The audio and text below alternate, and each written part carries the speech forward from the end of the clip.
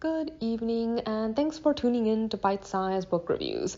So I've just run through a book called Shudder by Ramona Emerson. The main character is a young woman called Rita who's working as a forensic photographer. And the unusual thing about Rita is that she has been able to see ghosts basically ever since she was born, although it took her a while to realize just what it was she was seeing, and also to understand that other people couldn't see the same things that she could, and that the ghosts and stuff she interacted with may not always be good people with good intentions.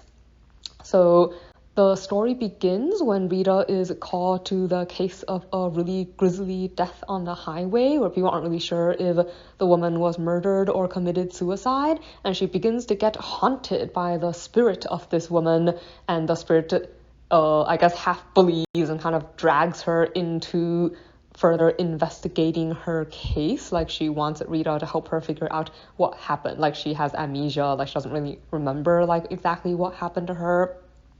And Rita's not especially, like, she's kind of been taught all her life not to pay attention to ghosts, because paying attention to the dead invites bad things into your life. Like, she grew up on a Navajo reservation, and her grandmother was always like really terrified by what she could do, not in terms of like, oh, it's a scary ability you have, but more in that she feels like it's something that invites bad luck into the lives of, people that she cares about, and that if she keeps interacting with the dead, that this will cause something terrible to happen to Rita in the long run. And frankly, I guess this case seems to be proving her grandmother correct, as Rita gets haunted by like more and more ghosts in the many cases that she's pulled into, because there's been a rash of violent crimes in the area where she works, and it turns out that a lot of these cases may in fact be connected.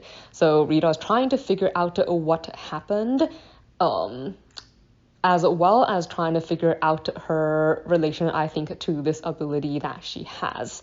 The story moves back and forth between episodes from Rita's life and what is happening in the present day. So that's something I liked about this story. Like, it was interesting how it tended to frame these shifts, I guess, or moments around important pictures that were taken. Like, it talks about a lot of the important moments in her life based around like different photographs or moments where she received like different cameras, and like these all mark like major turning points, I guess, that made her into the person that she is. And I thought that was kind of an interesting way to go about it, like forming the story around like this major passion, that hobby that shaped both her life and the lives, it turns out, of her mother and her grandmother.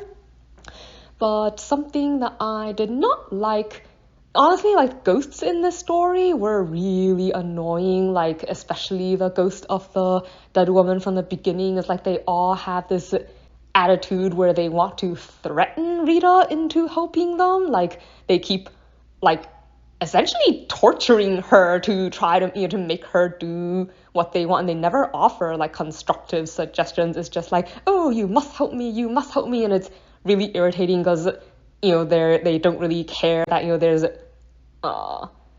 you can't just say, oh, this dead person told me that X happened, and expect people to believe you. Like, they're really illogical and unreasonable and demanding, and it makes them really unsympathetic to me in a way where I kind of wish she would not help them, except that there is a really terrible killer who really needs to like be put away. So in that regard, like, you want her to succeed, but at the same time the ghosts make it so that part of you really doesn't care, I guess, like how they feel. Like, you kind of don't really want them to get what they want just because they're so unfair to her. So yeah, like, I guess just one more note that I would want to know is that since she is a forensic photographer, there are quite a few scenes of really graphically described aftermath of violence. Like, there isn't a lot of like actual in the moment violence, but the descriptions of like murder scenes and stuff is really detailed.